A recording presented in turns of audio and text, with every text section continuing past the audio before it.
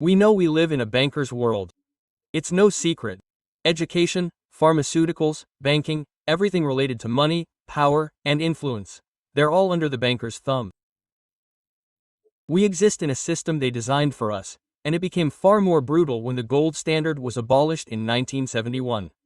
But few people notice that a revolution has occurred within the banking elite today. The modern version of this banking system can and should be called Larry Fink's world. I'm going to show you a video with Mr. Fink now. It's certainly not at all scary, but I'm sure you've heard of BlackRock. BlackRock is the largest wealth management company in the world. They already manage $13.5 trillion. And this amount is growing rapidly. Of course, besides BlackRock, there are other similar companies, Vanguard, State Street, Fidelity, and others. All of these companies often own shares in each other, so they can be considered a single organism. But it's BlackRock that's their leader, and it's BlackRock that has their directors and the stock market itself by the throat. BlackRock has its tentacles in literally everything imaginable. They own about 7% of the shares of all the largest corporations in every conceivable sector. Again, they have money, power, and influence, but you might think, 7% doesn't sound like much. We were taught that if you want to run a company or a business, you need a controlling stake. 50% plus one share. But in reality, this is a fairy tale for small businesses. In the world of giant corporations, shares are scattered among millions of small holders. For some, it's a fraction of the total number of shares, for others, 1,000th, literally dust.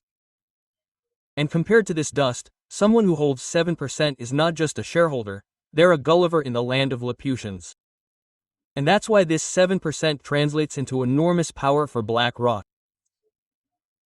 For example, BlackRock doesn't directly manage companies, but they vote for the board of directors of those companies, and the board of directors then hires or fires the CEO. Just imagine you're voting for president. Each of your friends has just one vote, while this guy in a black suit has 1,000,000 votes.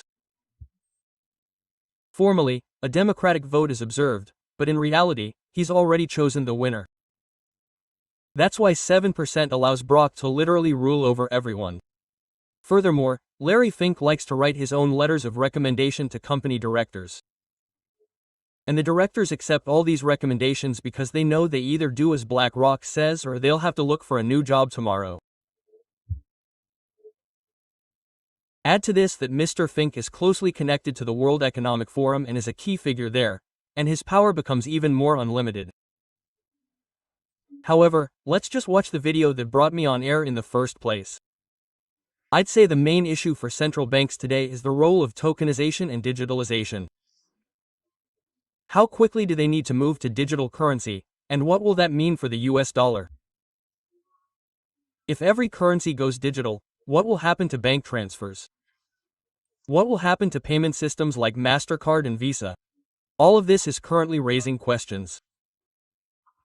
I think we talk too much about artificial intelligence and not enough about how quickly we are moving toward the tokenization of every financial asset on Earth. We will be able to own a single digital wallet through which we can manage currencies and other assets. I believe such a wallet will be implemented very quickly throughout the world. And I think most countries are woefully unprepared for this. Digital wallets and tokens. You can see how he is literally salivating at the idea of creating a completely digital world. A world where there is no cash, and therefore no real privacy. Digital wallets. But if you look at what is happening in the digital world, we see constant hacks, cyber attacks by hackers.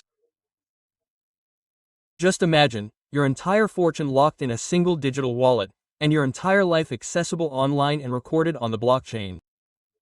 And all of this is completely transparent to them, because this blockchain belongs to them. Once again, absolutely all of your assets are tokified and stored in a single digital wallet, controlled by BlackRock. Your ownership will cease to be absolute. Instead, conditions will arise under which everything can be confiscated in a second. Imagine the prospect of everything being erased, or someone deciding it needs to be erased in an instant. This, believe me, is a very real scenario, especially when your digital wallet is linked to a digital ID. Say something inappropriate online, dissupport the ruling party's policies, or make the wrong purchase. That's it, access to your wallet is blocked. Can you imagine that? But these guys can. Maybe that's why real billionaires, the richest people on the planet, are now seeking refuge outside their system, but I'll talk about that in the next video. So, to make sure you don't miss it, subscribe and hit the bell. See you soon.